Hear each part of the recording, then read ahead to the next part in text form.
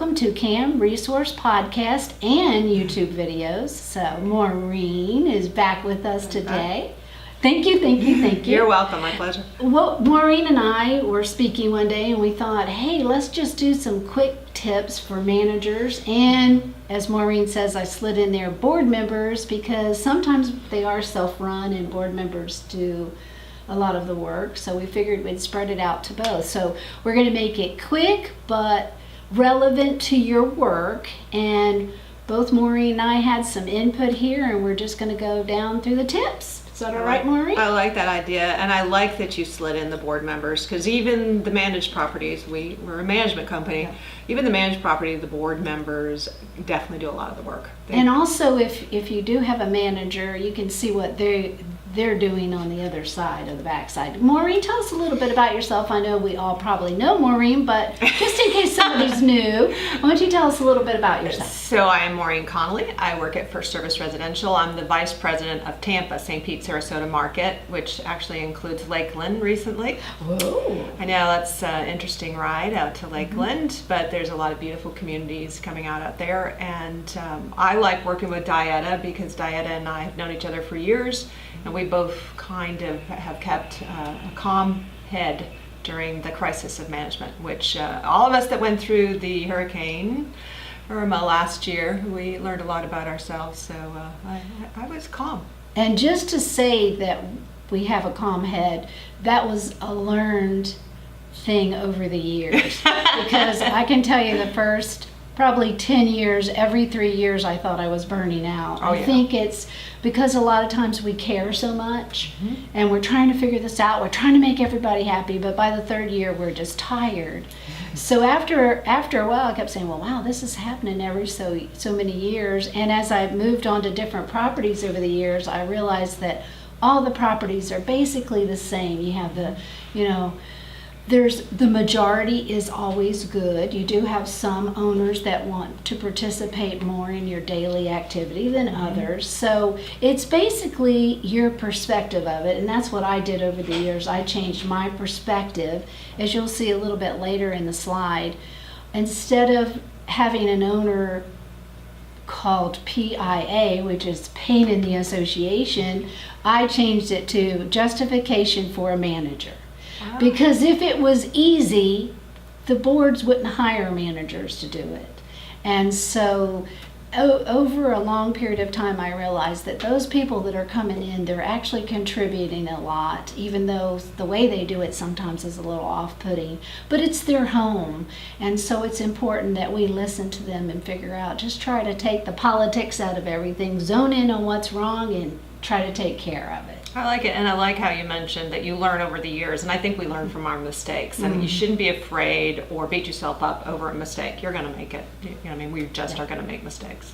Yeah, and even as I was taking, exams and tests over the years, I realized it's the ones that I missed that stayed in my head more because, so even with our mistakes, every time I'll say, to an association, now let's don't do that. I did that one time. It didn't turn out very well. Right. So just remember that we're all not perfect and it's all trial and error here, but we're going to try to make it where you have less error. How about that? Less error. I like that. Okay. All right. So one of our first tips, why don't you go ahead there? Okay. Well, that's us. We did that. Okay. So tip number 1, as we were just saying, take a deep breath and keep your eye on the prize, which is a smooth running association. Wouldn't you say that, Maureen? I would say the prize is definitely a smooth running association, and also staying within the limitations of your budget.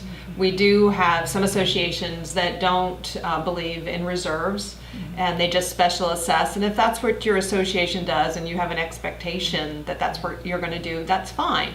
But the rest of the associations really have to properly plan for the expenses and put a little cushion in there somewhere. So I think that's the prize. That's true. Both of it. It's all a prize, but those are 2 of the big prizes. Okay, so this one's good. This is to master your association's document and to maximize form searchability. So, Maureen, why don't you give us some input on this? So I'm very non-techie. There's a lot of equipment in this room and it frightens me. It looks a little galactic in here. But there are ways to use the ability of technology to get better as a manager. And so the first thing I do is I save my stat sheets as bookmarks. And then they're fully searchable. Once you open the entire chapter, administrative code, all of it is fully searchable. And then your governing documents, there's a way now that you can put them through your copier and make the PDF searchable. There might be another way to do it. That's the only way I know how to do it. And we also create a little flow chart. So what happens at annual meetings is it goes right out of your head. What's our quorum? What's our this? What's our that? I just create a little map, and we have a little flow chart that tells us what our magical numbers are. And if you're a manager or a board member now, the big things that come up are what percentage to approve different parts of your documents, your bylaws, your declaration may be different. And if you put all that in a chart and keep it like a cheat sheet, and another great area is owner responsibility for maintenance to put into a cheat sheet, because some documents are very specific.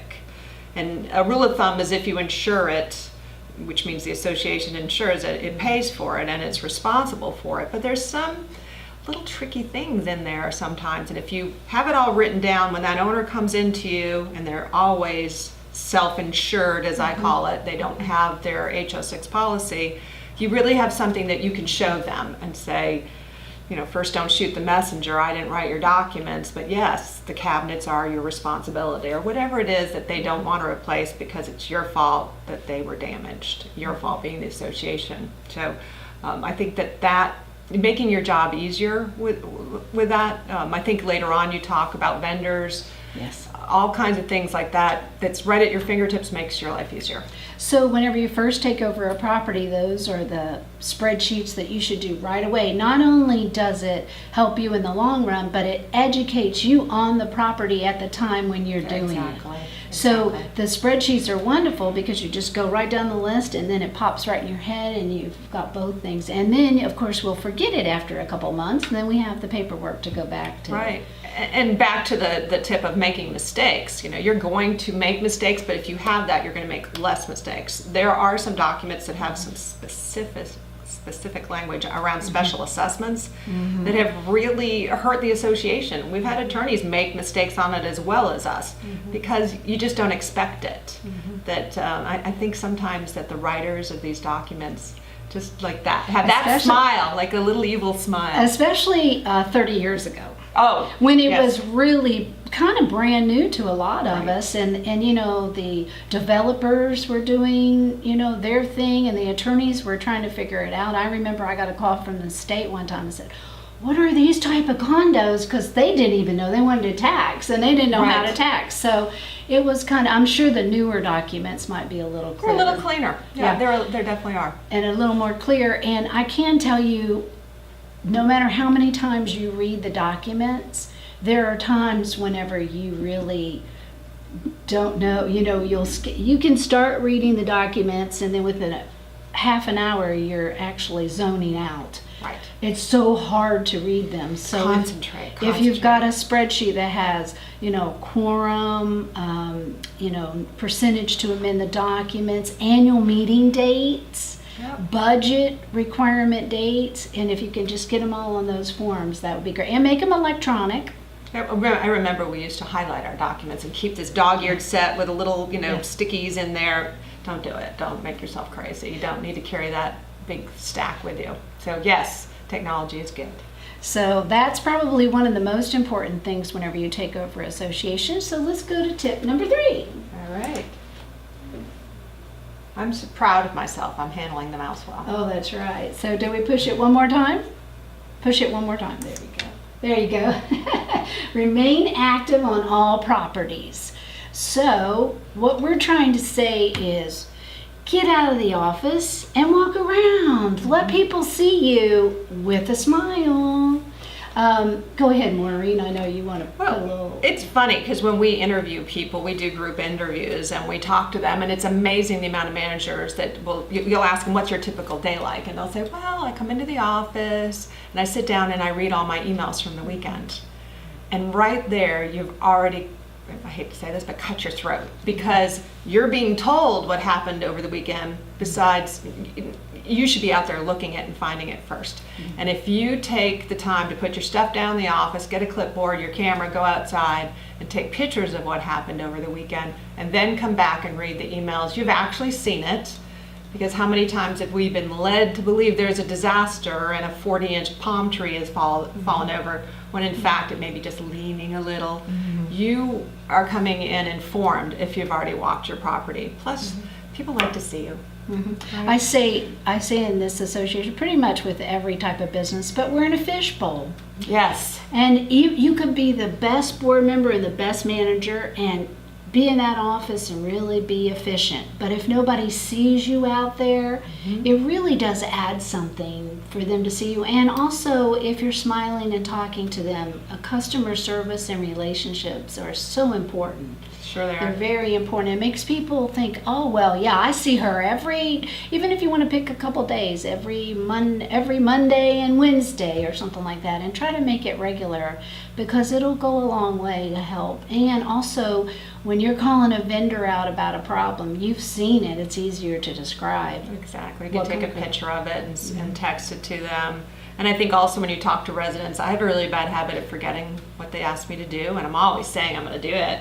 So if you put it in that note section of whatever phone you have, there's a note section and you can type it in there, or I send myself emails and texts from the field, tips of the mind that forgets. We're interrupted 7 times at least every hour. And once you get into the office, it's kind of the abyss. It's hard to get back out. So if you can do it before you get in there, or run in and run right back out. Also, a lot of phones have the note apps, and you can actually talk into them now. You don't have to type, so that's good. I don't like listening to myself. Yeah. No. All right. So we did talk about these things. Don't be invisible. Safety first.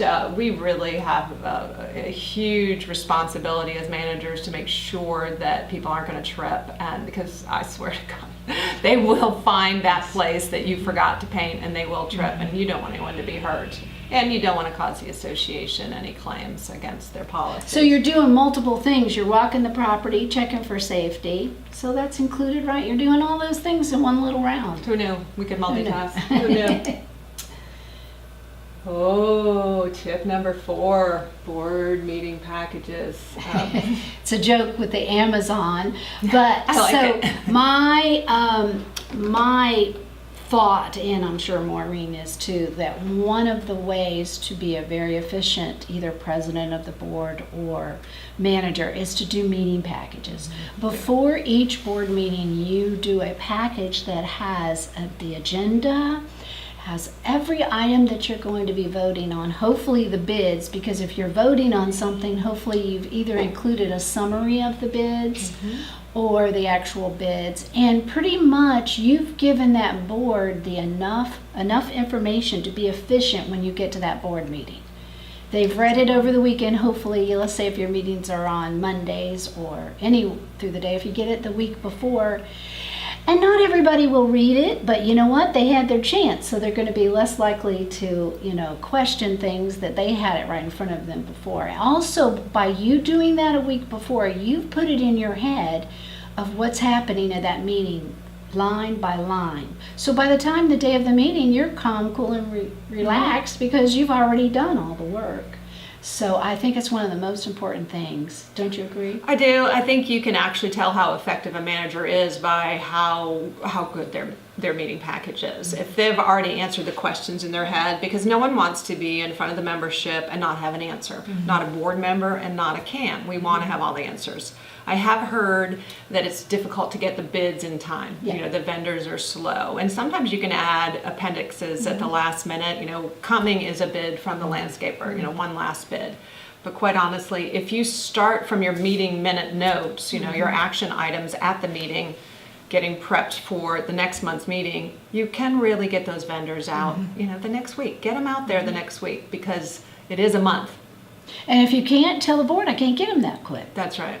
So, and because you really do, not only are you showing the board, you really have to show the owners that you guys are organized. So it's so important to have that information, and it's just, instead of just going with what the board thinks at the time to say, well, I will try to have the bids, but don't even have it on the agenda unless you're ready for it. I agree.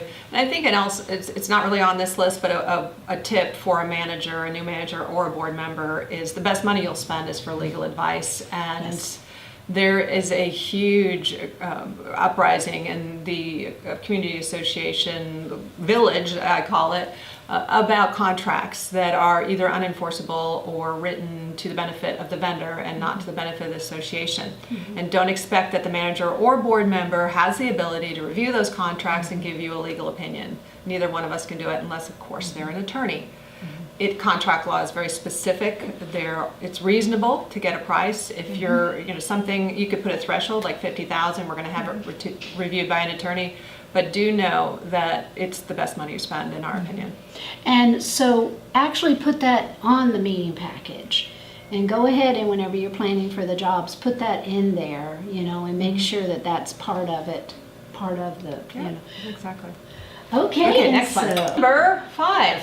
Okay. And we had talked about keeping your staff happy. So very important. Our staff breaks our makes us, and so do our vendors. So respect them. Reward them. Appreciate them. And really care for them because it's so important. It makes a world of difference. It's better to work with your current employees than it is try to get. Sometimes you'll go through 3 employees before you get another good one. So and our jobs can become boring. So it's good for associations to pay for continuing education. Look at that. Tip number 6. And in Florida, we really have to live this. So Florida really has some disasters sometimes. We have hurricanes, we have seawall breaks. This area, I don't know if you know this, Dietta, but we figured it out that all these seawalls were built about 45 years ago. They were, and they were all built with the same type of wood and the same type of concrete, and they're all probably need to be repaired or replaced now. If they haven't been maintained, they're really having some structural issues, and there's very few vendors in this area that can take care of them. I had one tell me, we just pour paint down. Mix it with a little grout mix and that stops it. So maybe do some vetting of your vendors. And for many years, every year I would do hurricane education with hurricane preparation, education with the owners, with the employees, and I always thought they hate me because they got to sit through this again. But boy, I did it the last hurricane like a month before. And boy, we just jumped right into it. And so I know it's humdrum and you've done it so many times, but it's amazing if you do your preparation at least annually or every couple of years, how things have changed. Where shelters are, what your route, what zone you're in. So I know it may be kind of humdrum, and you can get a lot of preparations right online now. You can. We're going to try to have at the end of this a place where everybody can go and get a lot of these forms and links and stuff, which we'll let you know. And so we'll give you some sample templates. Of course, you'll make your own, but at least you'll get an idea of what a manager's report looks like, a board meeting package looks like, some templates on your meeting dates and stuff. So another resource for disaster planning is your fire department. We have an association where they were hunkering down, and they did hunker down, and they lost a lot of landscaping, and thank God we were just brushed. I don't think it barely made a category 1 last September, but had the hurricane come through, we would have had some serious damage, and your fire marshal and your emergency personnel will come out. They have a video in Pinellas and Hillsborough County, I think in Manatee I've seen it also, that will give some context to it. Right now, most people think we live in hallowed ground in this area because it keeps brushing past us. And I think that's the wrong way to think. And when you talk about evacuation zones, remember it's different from your flood zone. And also if you're fully staffed, think of where your associates live. So many associates live in evacuation zones, and landscapers down here found out that most of their associates lived in mobile homes, which of course is evacuation no matter where it is. And they can't get back that quickly. Or even out. So when you're preparing, get your place prepared so that they can get out, go get their place prepared, and they can get out. That is exactly right. And they have to get out, unfortunately, days ahead of time. And just check with your staff at your properties right now and say, well, what did you learn? Because I think that was the most important thing we did in October. We devoted to a whole group of people to what we learned, and we interviewed every property, and there was a lot, even to the preparations of the computers. I mean, they dismantled them and brought them upstairs so they wouldn't flood, but then nobody could figure out how to put them back again. Pictures behind your computers Right. before you do it. Label the Every wires. evacuation, and I've been through a lot, I learn something every single time. No matter how prepared you are, you will learn something. And what your generator runs was a big thing. Everybody thought that all 6 elevators would run. Yeah, no, Yeah. pretty sure that doesn't happen. And the generator being on the ground floor, if you get a lot of water, you don't even have a generator. Right. So some people thought that First Service Residential had the ability to turn off the power, the electricity. That was kind of funny. I got some calls on that Saturday. The power's off. Can you? Why did you do that? Pretty sure First Service doesn't have that kind of power.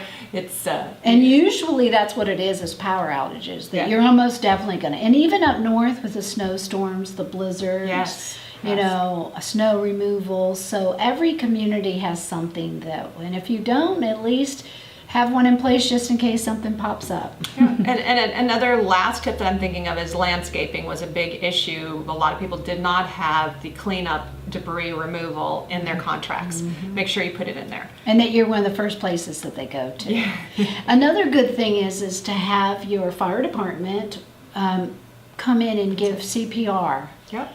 CPR it just changed. It's so Don't funny. have to kiss them anymore. I'm doing it. I know. I'm doing it. Yes, you do not have to do mouth to mouth anymore. And so it's changed a lot. And boy, I tell you, if anything you learn from that is what not to do. Right. Sure. What not to do. And somebody falls and is laying on the ground, it may not be a good idea to pick them up and run, or pick them up Their and get spine. them, because they will ask you to help them pick them up. So it's basically that, and you get the fire department there, and they love it because they know you're involved communities. So that's another good tip. Yeah, I think that they get there and they see what you have done in the interest of being a good Samaritan could have hurt that person. And there's nothing worse than that feeling that, oh, I did the wrong thing. The road's paved with good intentions. There you go. Let's see what we got for number 7. Ooh, yes. Yeah. Kind of alluded to this early. Yes, definitely have a good attorney and a good CPA. Probably more than that, more vendors than that, but those two are very important, and get to know them and feel comfortable calling them with a question. I think, and once you get to know them, they're not going to charge you every time you call, because they want to be your trusted, valued person, your advisor. There is absolutely no reason for them to bill you every time you dial.